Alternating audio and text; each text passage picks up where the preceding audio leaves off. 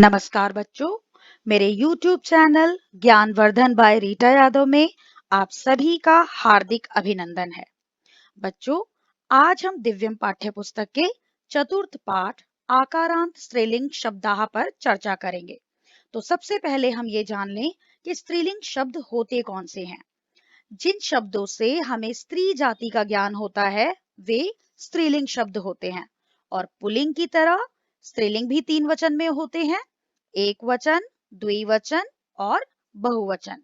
जो एक का ज्ञान करवाए, दो का ज्ञान करवाए और दो या दो से ज्यादा उनका ज्ञान कराए।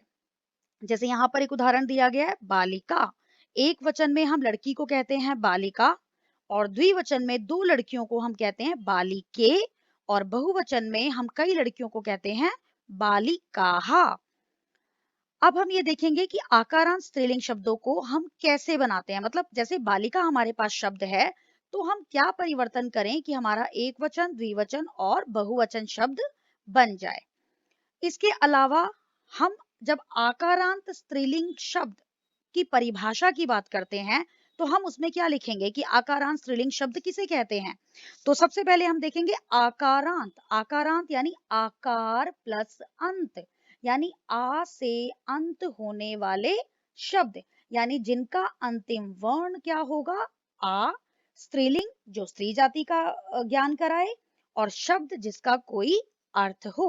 तो हम ये कह सकते हैं कि आकारांत स्त्रीलिंग शब्द की जब हम परिभाषा लिखेंगे, तो हम क्या कहेंगे कि जिन स्त्रीवाचक शब्दों का अंत आ वर्ण से होता है या आ स्वर से होता है, वे आकारांत स्त्रीलिंग शब्द कहलाते हैं। और आकारांत शब्द बनाने के लिए हम क्या करेंगे, पहले जो पहला एक वचन है, एक वचन में तो एज इट इज जो शब्द होता है हम वही लिखते हैं। जैसे बालिका है तो बालिका लिखेंगे, और द्विवचन में बालिका प्लस ए कर देंगे, तो आ और ए मिलके बन जाता है ए, बालिके बन जाएगा। और बहुवचन में बालिका प्लस आहा, तो बालिका का अंत क्या है, आ प्लस आहा क्या बन जाएगा, बालिकाहा। तो इस प्रकार अगर हम हर शब्द में ए, आहा और यहाँ पर मूल शब्द लिखे, तो हम किसी भी स्त्रीलिंग शब्द को तीनों वचनों में बदल सकते हैं। जैसे अब हम यहाँ पर कुछ स्त्रीलिंग शब्दों पर चर्चा करेंगे। तो सबसे पहले हमने लिया मानव, यानी इंसानों में हम किस किस को ले सकते हैं स्त्रीलिंग शब्दों के अंतर्गत। पहला है छात्रा। छात्रा यानी एक लड़की, एक छात्रा, छात्रे दो छात्राएं, छात्राहा कई छात्राएं। महिला एक औरत, महिले दो औरतें, महिलाहा कई औरतें। वृद्धा एक बूढ़ी औरत, वृद्धे दो बूढ़ी औरतें, वृद्धाहा कई बूढ़ी औरतें। इसके बाद हम स्त्रीलिंग के पक्षियों के विषय में पढ़ेंगे, यानी जो पक्षी स्त्रीलिंग शब्दों के अंतर्गत आते हैं। चटका एक चिड़िया, चटके दो चिड़िया, चटकाहा कई चिड़िया। सारिका एक मैना, सारिके दो मैना, सारिकाहा कई मैना। वर्तिका एक बत्तख, वर्तिके दो बत्तख, वर्तिकाहा कई बत्तख। कोकिला एक कोयल, कोकिले दो कोयल, कोकिलाहा कई कोयल। तो आप देखेंगे कि एक वचन, द्विवचन और बहुवचन में ये सारे शब्द समान चल रहे हैं। पहले वाले में मूल आ, दूसरे में ए और तीसरे में आहा। अब हम आते हैं पशुओं पर। पशुओं के अंतर्गत अजा। अजा का मतलब होता है बकरी।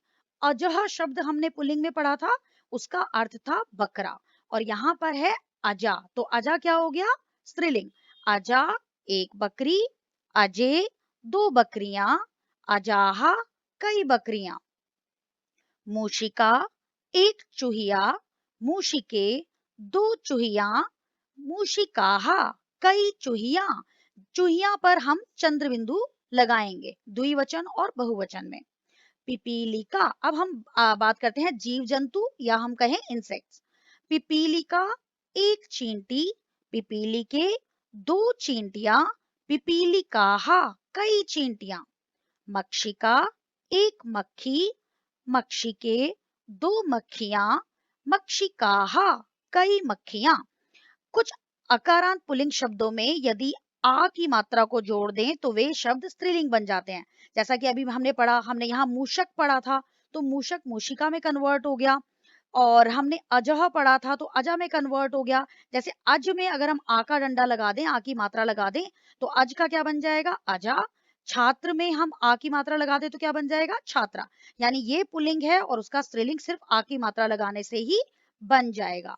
आ वर्ण से अंत होने वाले शब्द प्रायः स्त्रीलिंग होते हैं। यानी अगर हम संस्कृत में अधिकतर शब्दों को देखें तो आ वर्ण से जो अंत होने वाले शब्द होंगे वो स्त्रीलिंग में ही आएंगे। अब इसके बाद हम करते हैं व्यवसाय। यानी व्यवसाय के अंतर्गत कौन कौन से स्त्रीलिंग शब्द आते हैं? अध्यापिका।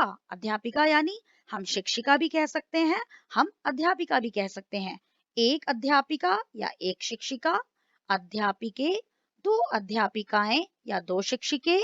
अध्यापिकाः, कई अध्यापिकाएं एवं कई शिक्षिकाएं। उसके बाद है गायिका। गायिका, एक गायिका जो सिंगर होती है, फीमेल सिंगर, उसे हम कहते हैं गायिका। एक गायिका, गायिके, दो गायिकाएं, गायिकाः, कई गायिकाएं। अगला है नायिका। नायिका होता है अभिनेत्री। नायिका हम कहते हैं अभिनेत्री को, एक्ट्रेस को। तो नायिका एक अभिनेत्री, नायिके दो अभिनेत्रियां, नायिकाः कई अभिनेत्रियां। सेविका एक नौकरानी, सेविके दो नौकरानियां, सेविकाः कई नौकरानियां। अब हम कुछ अन्य शब्दों के बारे में पढ़ेंगे। नासिका, एक नाक। नासिके, दो नाक। नासिकाः, कई नाक। नौका, एक नाव। नौके, दो नाव। नौकाः, कई नाव। वाटिका, एक बगीचा। वाटिके, दो बगीचे। वाटिकाः, कई बगीचे। रोटिका, एक रोटी। रोटिके, दो रोटियां। रोटिकाः, कई रोटियां। अब आप सबने क्या देखा कि आकारांत स्त्रीलिंग और अकारांत पुल्लिंग दोनों में ही बहुवचन के शब्द एक समान दिखते हैं। जैसे नर शब्द था तो नराहा बन गया, बालिका का बालिकाहा बन गया। तो पुल्लिंग और स्त्रीलिंग दोनों के जो बहुवचन हैं, अकारांत और आकारांत, वो दिखने में एक जैसे ही लगते हैं। इसके बाद हम कुछ और शब्दों पर चर्चा कर लेते हैं। इन सभी शब्दों को हम तीनों वचनों में बदल सकते हैं। तो पहले हम इन शब्दों के अर्थ जान लें।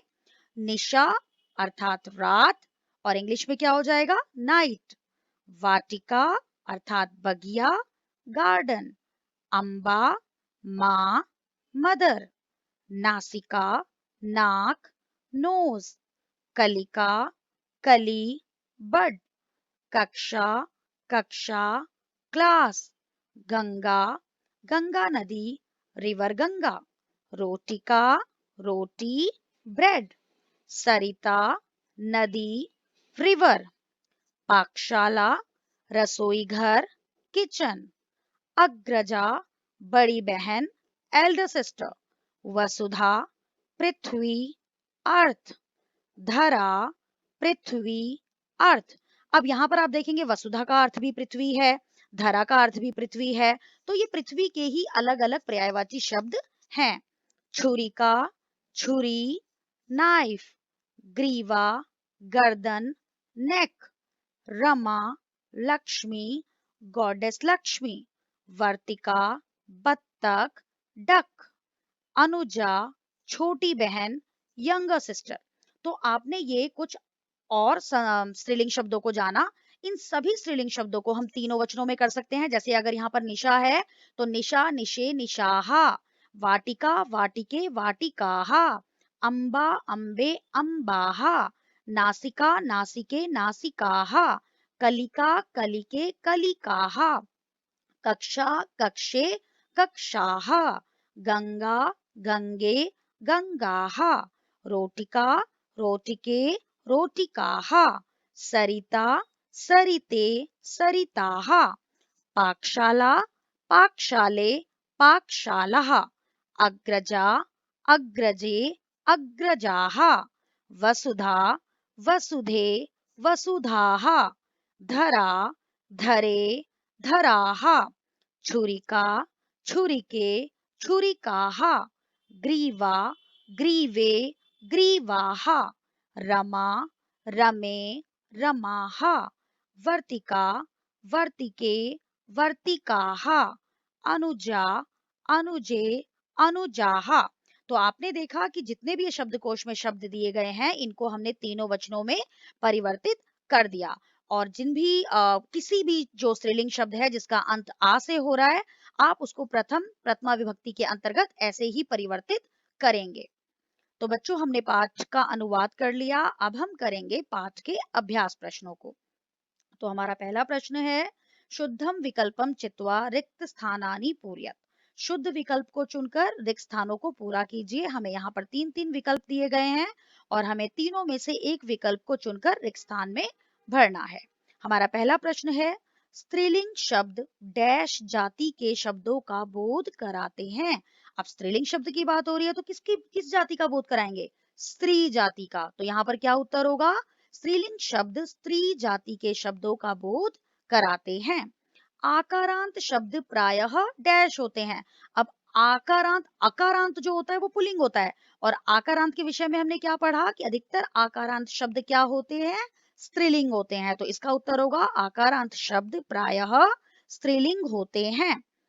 स्त्रीलिंग शब्द डैश वचनों में होते हैं। जैसे हमने बात की थी कि पुल्लिंग तीनों वचनों में होता है, वैसे ही स्त्रीलिंग शब्द भी तीनों वचनों में होते हैं। तो यहाँ पर उत्तर होगा तीनों। स्त्रीलिंग शब्द तीनों वचनों में होते हैं। रमा शब्द का द्विवचन डैश है। हमने अभी शब्दकोश में बहुत सारे शब्दार्थ पढ़े जिसे हमने तीनों वचनों में परिवर्तित किया। तो रमा का द्विवचन क्या हो जाएगा? रमे। क्योंकि क्या बनता है शब्द? रमा, रमे, रमाहा। ये इसका एक वचन है, ये इसका द्विवचन है और ये इसका बहुवचन है। और हमसे पूछा गया है द्विवचन, तो रमा का द्विवचन क्या हो जाएगा? रमे। हमारा अगला प्रश्न है, निम्नलिखित पदानाम अर्थम प्रदत्त विकल्पेभ्य चिनुत। यानी निम्नलिखित पदों का अर्थ दिए गए विकल्पों से चुनिए। यहाँ पर हमें शब्द दिए गए हैं और यहाँ पर हमें दो अर्थ दिए गए हैं। हमें दोनों में से एक अर्थ को चुनना है। जैसे छात्रा, अब यहाँ पर ऑप्शन जो है विद्यार्थी लड़की या विद्यार्थी लड़का। अब छात्रा है तो कौन है? विद्यार्थी लड़की। सेविका, सेविका हम कहते हैं नौकरानी को। चटका, चटका हम कहते हैं चिड़िया को। निशा, निशा हम कहते हैं रात को। भार्या, भार्या अर्थात पत्नी, भार्या हम कहते हैं पत्नी को। मूषिका, मूषिका अर्थात चूहिया, तो मूषिका का यहाँ पर क्या अर्थ हो गया? चूहिया। हमारा अगला प्रश्न है, अधोलिखित पदेभ्यः स्त्रीलिंग पदानि चित्वा लिखत। यानी जो हमें यहाँ शब्द दिए गए हैं, हमें उनमें से केवल स्त्रीलिंग शब्दों को चुनकर लिखना है। अब यहाँ पर है शिक्षिका, तो शिक्षिका स्त्रीलिंग शब्द है।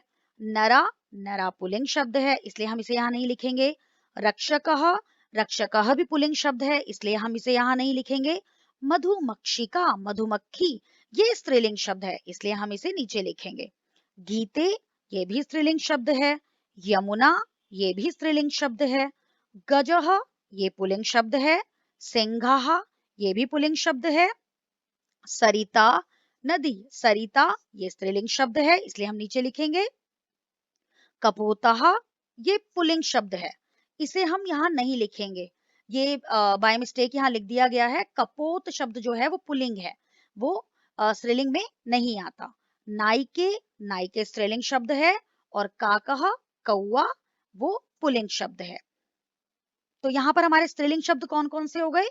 शिक्षिका, मधुमक्षिका, गीते, यमुना, सरिता और नाइके। यहाँ पर कपोता शब्द स्त्रीलिंग नहीं है, ये पुल्लिंग है। ये बाय मिस्टेक यहाँ पर लिखा गया है।